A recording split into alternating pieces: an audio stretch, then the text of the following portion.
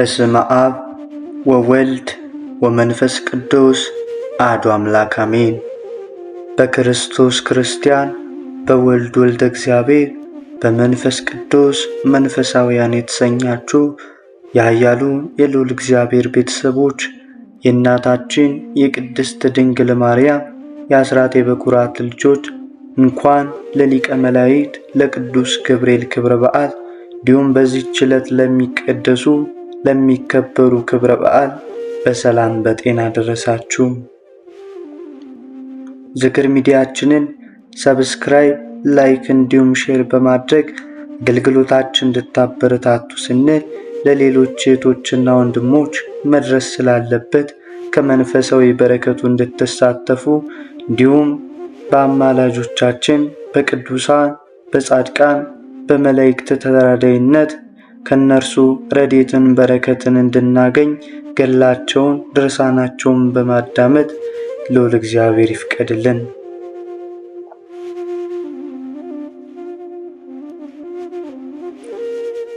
አንድ አምላክ በሚሆን በአብና በወልድ በመንፈስ ቅዱስ አምነን በገጽ ልዩ በስልጣን አንድ የሚሆን የጌትነቱን ዙፋን እንደ በረድ ንጹሕ የሚሆን መጋረጃው በሰዓት የተከፈፈ ያጌጠ በቀንና በሌሊት ያበሩ ዘንድ ጨረቃንና ፀሐይን የፈጠራቸው ሰውን ከነፋስና ከእሳት ከውሃና ከመሬት የፈጠረው ትልቁንም ትንሹንም ሊገዛ የሚገባው ባለጸጋውም ድሃውም ሊገዛለት የሚገባው የሊቀ መላእክት የቅዱስ ገብርኤል ድርሳኔ ነው እንላለን። በጥቅምት በ19 ቀን የሚነገር በረከቱ አገልጋይን ይጠብቀው ለዘላለሙ አሜን። የእመቤታችን ዕድሜዋ 15 ዓመት ከሆነ በኋላ ይኸውም በእናትና በአባቷ ቤት 3 ዓመት በቤተ መቅደስ 10 ዓመት ነው። እንግዲህስ ማርያምን የሚጠብቅ ሽማግሌ ሰውን ፈልግ ብለው ካህናት ተማከሩ። በሴቶች የሚደርሰው በእርሷ ላይ ከመድረሱ አስቀድሞ ካህን ዘካርያስም ወደ ቤተ መቅደስ ገብቶ የክህነት ልብስ ለብሶ ወደ እግዚአብሔር ለመነ፣ ስለ እርሷ የሚያደርገውን ይገለጽለት ዘንድ። ያን ጊዜ ሊቀ መላእክት ቅዱስ ገብርኤል ተገለጸለት። ከነገደ ይሁዳ ወገን የሚሆኑ ሚስቶቻቸው የሞቱባቸውን ሰዎች ሰብስበ በየበትራቸው ላይ ስማቸውን ጽፈ ወደ ቤተ መቅደስ አግባው፣ በትሮቻቸውም ላይ ጸልይባቸው። በበትሩ ላይ የእግዚአብሔር ምልክት ያሳየለት ገብርኤል ይጠብቃት አለው። ዘካርያስም እንዳዘዘው አደረገ። በዮሴፍም በትር ላይ በነጭ ርግብ አምሳል ምልክት በታየ ጊዜ ዮሴፍ ማርያምን ይዟት ሄደ። ስለዚህም ነገር ጮኛዋ ተባለ። በእሱም ቤት ኖረች። ቅዱስ ገብርኤልም ተገለጸላት። ወደ እግዚአብሔርም በእርሷ እንዲያድር ነገራት። እንደነገራት ሆነና የእግዚአብሔር ቃል በማኅፀኗ ተጸነሰ። ዮሴፍ ግን ወደ ንግድ ሄዶ ስለነበረ በዚህ ጊዜ አልነበረም። ወደ ቤቱም ተመልሶ በገባ ጊዜ ማርያም እንደጸነሰች አወቀ። ስለዚህም ፊቱን እየጸፋ በራሱ ላይ አመድ ነስንሶ ከምድር ላይ ወድቆ ይህን እንግዲህ ያደረገ ማን ነው? ማን አሳሳት? ማንስ አጠመዳት? ወዮልኝ እያለ ያለቅስ ጀመረ። ከቤተ መቅደስ ንጽሕት ድንግል ሆና የተቀበልኳት ይህን ልጅ እንዴት አደርጋታለሁ? ሔዋንን ክፉ እባብ እንዳሳታት ይህችንም እባብ ድንገት አስታታልና ወዮልኝ። እግዚአብሔር ከእርሱ እንዳይበሉ ካዘዛቸው እንጨትም እንድትበላ አደረጋት።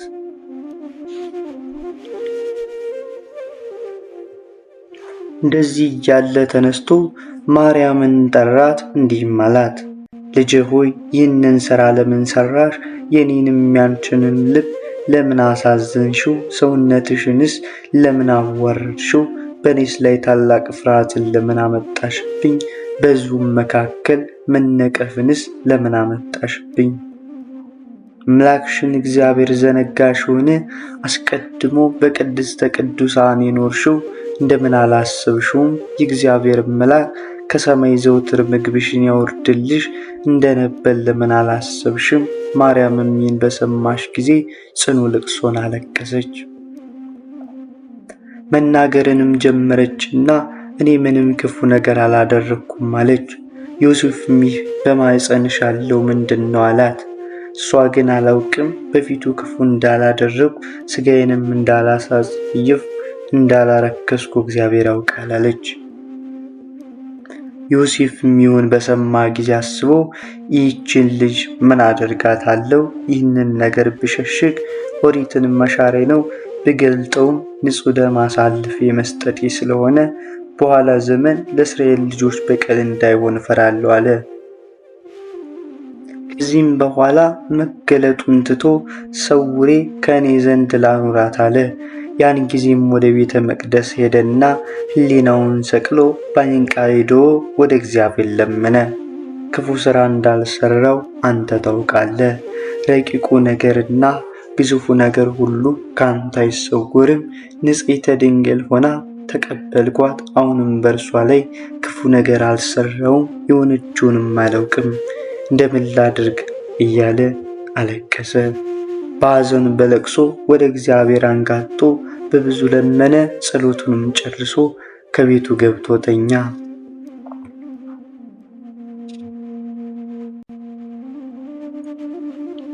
በዚያችም ሌሊት የእግዚአብሔር መልአክ ለዮሴፍ በሕልም ነገረው።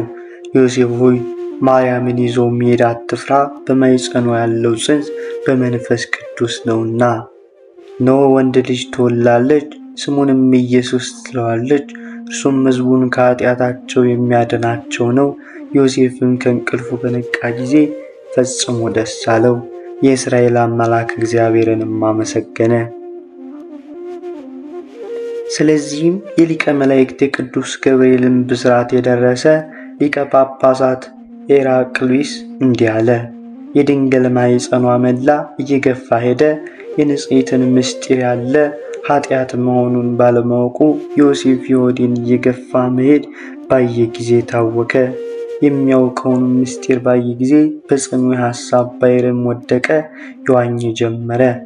የእግዚአብሔር መልአክ እስኪያነጋግረው ድረስ ዮሴፍ ሆይ ስለ እጮኛ ስለ ማርያም ጽንስ አንተ እንደምትጠረጥረው አይደለምና አትፍራ ብሎ እስኪነግረው ድረስ ከእሷ የሚወለደው በመንፈስ ቅዱስ ነውና ዳግመኛ ጸንሳ ሳለ ከዘካርያስ ቤት ወደ እሱ ከተመለሰች በኋላ ጽንስ ዮሴፍ መጠራጠርን ባደገ ጊዜ እንዲሁ ነገረው።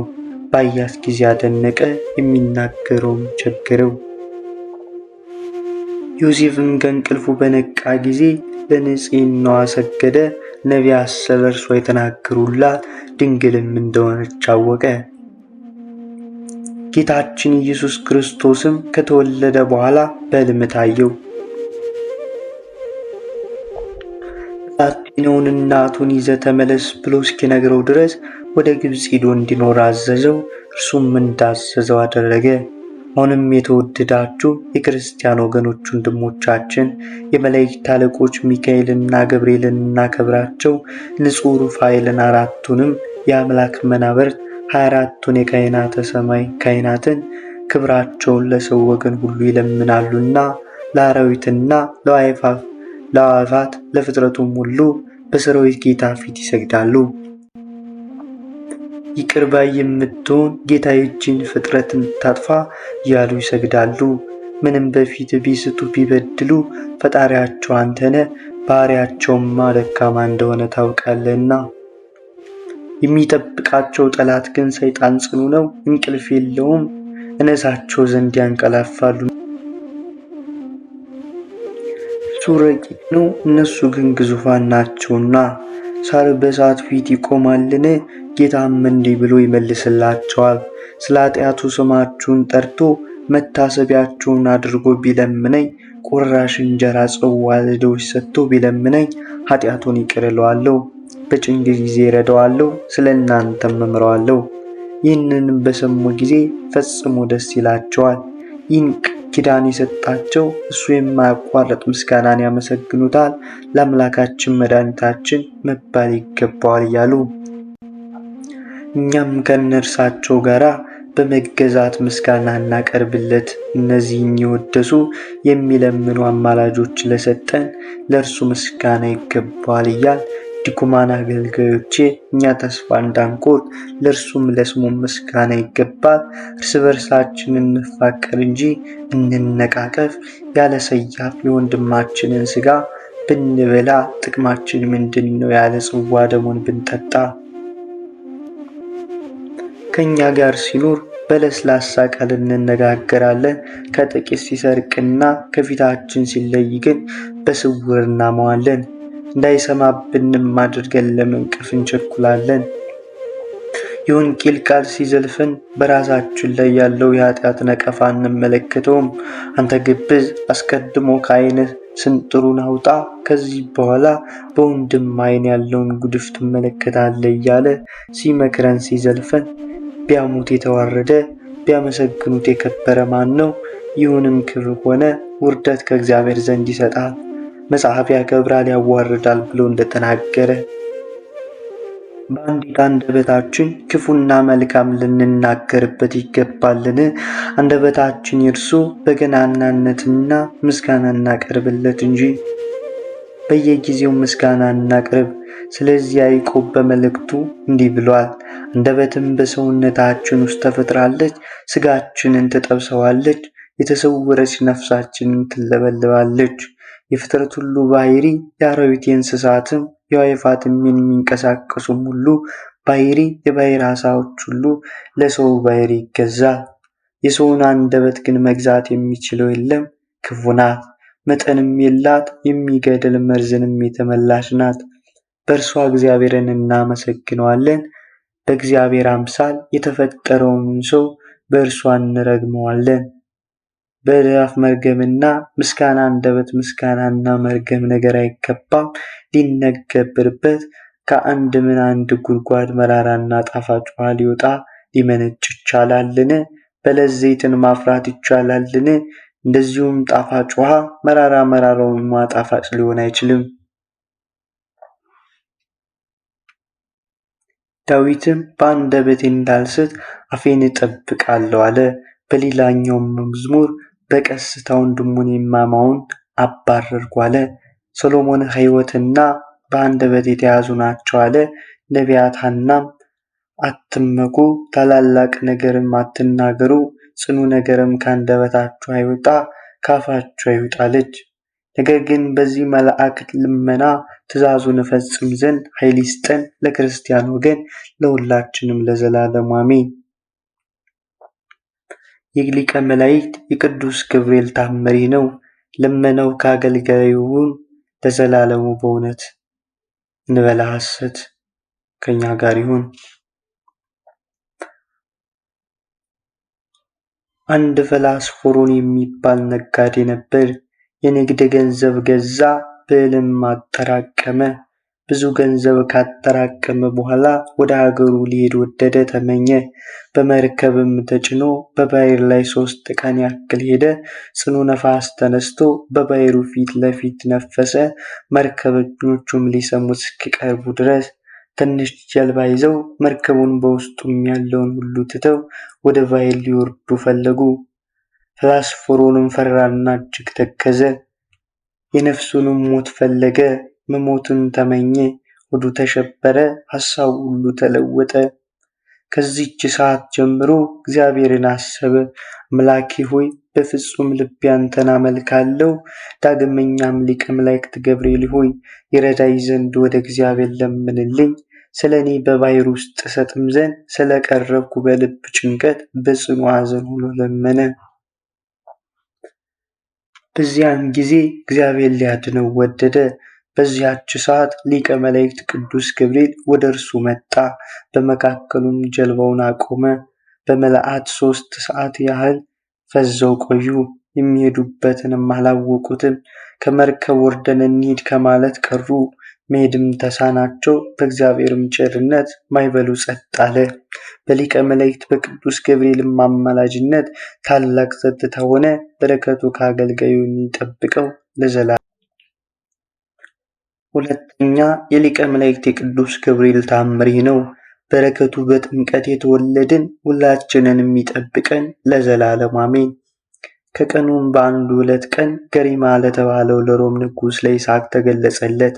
ወደ ጰንጠሌዎን ገዳም ሊሄድ ወደደ። የምድር መንግስቱንም ጥሎ ትቶ በሌሊት ወጥቶ ሄደ። በነፍሱ ከተጎዳ ዓለሙን ሁሉ ሊገዛ ለሰው ምን ይጠቅመዋል? ምን ይረባዋል? ያለውን የወንጌል ቃል አስታውሶ ዳግመኛም ስለኔ የጣላትን ሰውነቱን በክብር ያገኛታል ያለው ከዚህ በኋላ ባለ ምስራች ሆነ። ሊቀ መላእክት ቅዱስ ገብርኤል መጣ። ብርሃን በሆኑ ክንፎቹ ተሸክሞ በ4 ሰዓት ከአባ ጰንጠሌዎን ገዳም ደጅ አደረሰው። የመንገዱ ርዝመት ግን 10 ወር ከ4 ቀን ያክል ይሆናል። በረከቱ ለዘላለሙ አገልጋዩን ጠብቀው አሜን። ከንቱን ያበዛው እኔን በክንፍ ላይ ተሸክመ ፊትህን በገሃድ ተገልጸ እያሳየኝ ቅዱስ ገብርኤል ሆይ የጻድቃን ገዳም መንገድን ምራኝ። የሮሙን ንጉሥ የይስሐቅን አካሄድ እንዳቀና መንግስቱን ትቶ ወደ ገዳም በሄደ ጊዜ ከቅዱስ ገብርኤል ረድኤቱ በረከቱ አይለየኝ። ወስብሐት ለእግዚአብሔር ወለወላዲቱ ድንግል ወለመስቀሉ ክቡር። በዚህ ቆየን።